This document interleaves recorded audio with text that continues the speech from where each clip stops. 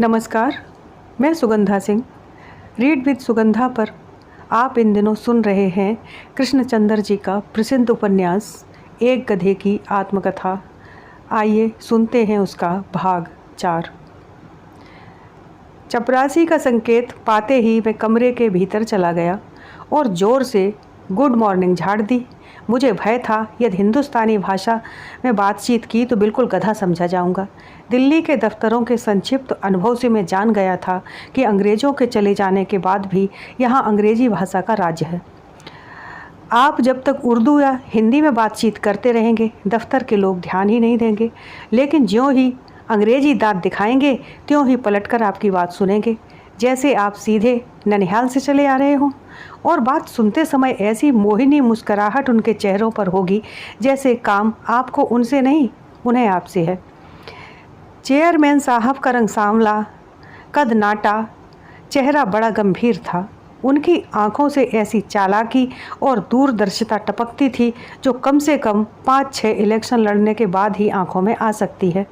आदमी बड़े घाघ थे, इसलिए एक गधे को कमरे में आते देखकर केवल क्षण भर के लिए चौंके, फिर तुरंत संभल गए और इस प्रकार बातचीत करने लगे जैसे आयु भर अंग्रेजी बोलने वाले गधों से ही उन्हें काम पड़ता रहा हो। तशरीफ़ रखिए, उन्होंने मुस्कराकर कहा। मैंने कहा, अगर मैं तशरीफ़ रखूँगा तो आपकी यह आराम कुर्सी टूट जाएगी, इसलिए खड़ा ही रहूँगा।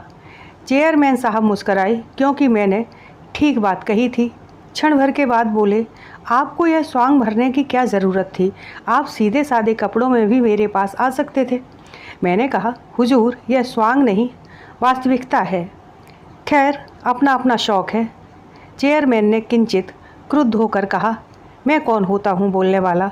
और जब से यहाँ दिल्ली में एक महाशय ने दिन में लालटेन और घंटी लेकर इलेक्शन लड़ा है, मैंने हर प्रकार का आक्षेप करना छोड़ दिया है। आप भी चाहें तो गधे का स्वरूप धरकर इलेक्शन लड़ सकते हैं। अगर इस तरह आपको अधिक वोट मिलते हैं तो क्या हानि है? मैंने कहा, हुजूर, मैं कोई बहुरूपिया नहीं हूँ, सचमुच एक गधा हूँ। मेरी बात का विश्वास कीजिए। चेयरमैन साहब को और भी विश्वास नहीं आया। बोले, छोड़िए इन बातों को। मैं आज तक 6 इलेक्शन लड़ चुका हूँ और कभी हार नहीं खाई। मैं सब जानता हूँ। खैर, आप बताइए, आप कौन से वार्ड से आए हैं? जी, अभी तो कृष्णनगर घाट से आ रहा हूँ। तुम? चेयरमैन ने सिर हिलाकर कहा और अपनी चंदिया के गिर्द सफ़ेद बालों पर इस तरह हाथ फेरा जिस तरह फिल्म गृहस्थी में दुखिया बाप किसी विपत्ति में घिर जाने पर फेरता है। तो आप कृष्णनगर वार्ड से खड़े हुए हैं। अच्छा बताइए, कौन सी पार्टी ने आपको खड़ा किया है?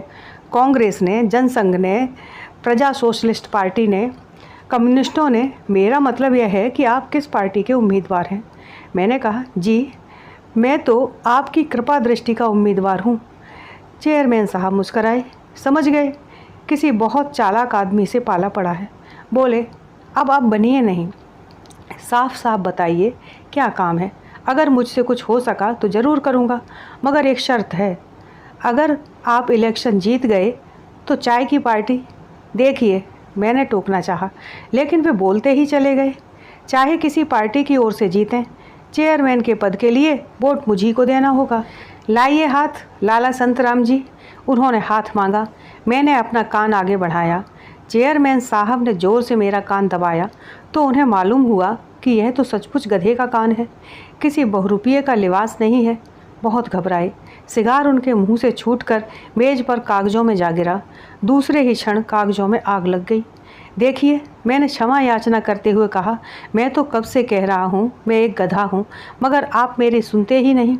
चेयरमैन ने आग बुझाते हुए क्रोधवश कहा, मैंने आपको लाला संतराम समझा था, कृष्णनगर का कांग्रेसी उम्मीदवार। मैंने पूछा, क्या मैं आपको लाला संतराम दिखाई देता हूँ?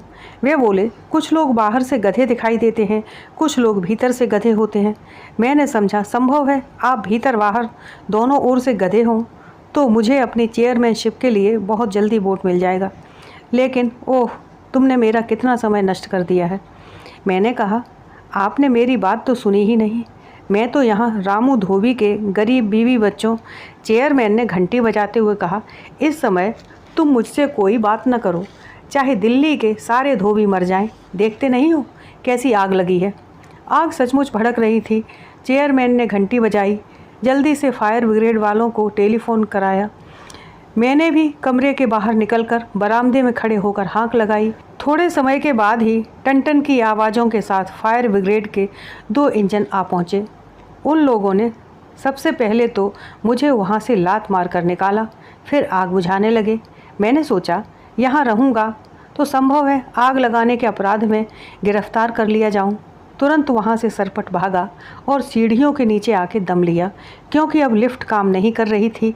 नीचे आकर इंक्वायरी में एक बूढ़े परंतु अत्यंत हितैषी क्लर्क से जान पहचान हुई। उसे रामू की पूरी कथा सुनाई। बूढ़े क्लर्क की आंखों में आंसू आ गए। उसने अत्याचारी समाज, क्रूर जीवन व्यवस्था और पूंजीवाद को लाखों गालियां सुनाने के बाद धीमे से मेरे कान में कहा, अगर तुम 2 रुपये मुझे दो तो मैं तुम्हारा प्रार्थना पत्र लिखकर पुनर्वास विभाग के दफ्तर में सहायता के लिए भिजवाई देता हूँ। मैंने कहा, मैं तो धोबी का गधा हूँ, न घर का न घाट का, मेरे पास 2 रुपये हैं कहाँ। और फिर तुम जानते हो 2 रुपये में 2 मन घास आती है, 6 सेर बाजरा, 3 सेर चावल, लेकिन दमे का एक ही इंजेक्शन आता है। क्लर्क ने बड़ी उदासीनता से खांसते हुए कहा, और मुझे दमे का रोग है, हर रोज़ एक इंजेक्शन लेना पड़ता है। बूढ़ा क्लर्क उदासीनतापूर्वक खांसता रहा और मैं वहाँ से सटक आया।